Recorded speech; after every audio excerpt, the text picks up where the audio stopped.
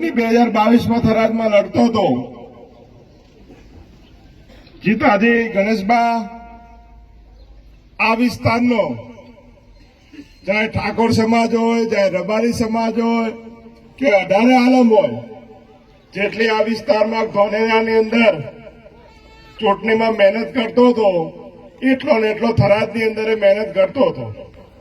જો ત્યારે થોડુંક થરાદનું દુઃખ રહી ગયું હોય તો મારી બેન ગેનીબેનને 2024ની લોકસભાની ચૂંટણી જીતાડીને જે આપણે થરાદમાં નાનો મોટો ટેકો રહી જાય પૂરો કરવાનો સમય આ 2024ની ચૂંટણી.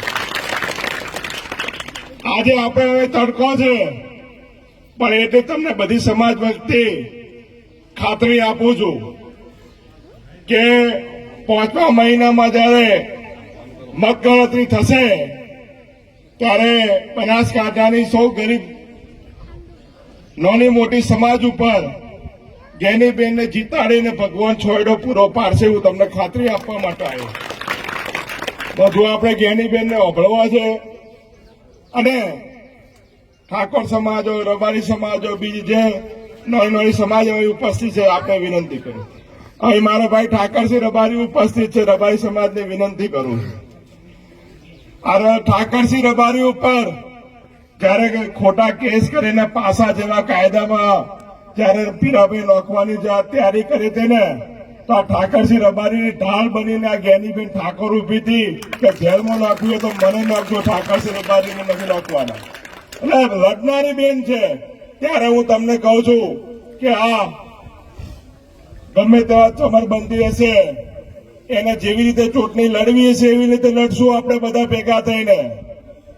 અને બનાસની બેન ગેનીબેનનું જે સૂત્ર આપ્યું છે એ સૂત્ર સાથે આપણે બધા ભેગા થઈને સાકાર કરવાનું. આખી કોંગ્રેસ પાર્ટી હોય કે અઢારે આરામની હોય, દરેક સમાજ હોય, અહીંયા આટલા તડકે ઉભા છે એનો મતલબ છે કે લાગણી છે. આમ તો તમારે અમારે વહેલું આવવાનું તો 2 કલાક મોડા પડ્યા. છેક નડાબેટથી ચાલુ કર્યું અને વા વિધાનસભામાંથી થરાદથી હોય આપણી વચ્ચે આવતા દરેક ગામડે લાગણી હતી, પ્રેમ હતો, સત્કાર હતો. ત્યારે આપ સૌને વિનંતી છે કે જેમ વાત કરી કે 75 વર્ષમાં પહેલી વખત ટિકિટ આપી છે ઠાકોર સમાજને, ત્યારે આ ટિકિટને આબરૂ સાચવજો. ગેનીબેનને માત્ર લાખણી તાલુકો નહીં પણ આજુબાજુ જો તમારા સગા સંબંધીઓ હોય એને વિનંતી કરજો. ચોક ભાયાળી હોય, ચોક સંબંધ હોય તો ભાયાળીના નામે આજુથી આ લોકોએ વોટ લીધો છે. પહેલી વખત આપણે મોકવાના છે કે ભાઈ અમારી બેન છે ને મદદ થાય એટલી કરજો. અને જે દિવસે ગેનીબેન ફોર્મ ભરે એમ ઢોલ નગારા સાથે ગામડે ગામડેથી ગાડીઓ લઈને બેનનું ફોર્મ ભરાવા આવજો. અને સાથે સાથે જે દિવસે મતદાન હોય તો કોઈ ઘરે બાકી ના રહી જાય એટલી જો ખાતરી રાખશો તો 2 લાખ કરતા વધુ વોટે ગેનીબેનને આપણે જીતાડશું.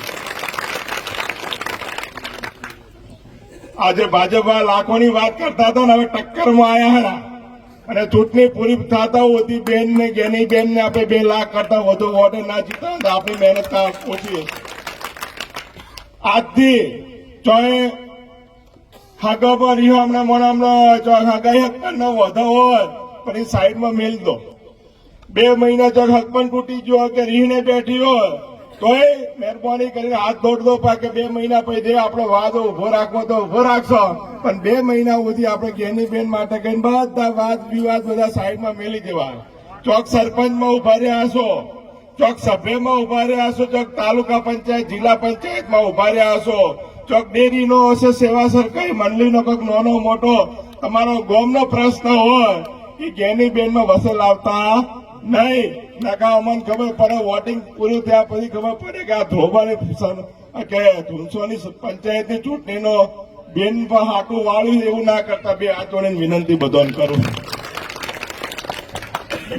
બધાને હાથ જોડી નોના થાજો કે ભાઈ મહેરબાની કરજો. પહેલી અમારી ચૂંટણી છે ને 5 વર્ષે પરીક્ષા થાય છે અને 5 વર્ષમાં અમારી બેન જો અમે બધી સમાજની ધોળી તાળી પર બેઠી છે. અમે તમારી ખાતરી આલો તે વિશ્વાસ મેળવશો પૂરો થશે. એનું કારણ શું? અમે વાવની અંદર ઘણા બધા એવા બનાવો બન્યા પણ અમે સાહેબ જેની બેન દરેક સમાજની માત્ર ઠાકોર સમાજની પણ બીજી સમાજની ઢાળ બનીને ઉભી રહી છે ત્યારે અમને તમને કહેવા માટે આવ્યા. સૌને વિનંતી, પૂરું વોટિંગ કરાવજો અને ફોર્મ ભરાવા માટે આવજો. હવે જેની બેનને જ વિનંતી કરો, સ્વાગત બેન બોલી લે એના પછી રાખો એ વિનંતી કરો એટલે બેનને જે કેવું હોય મનથી ખુલીને કહી કે અને પછી તમે મનથી સ્વાગત કરી શકો એવું કરો બધા ભેગા થઈને.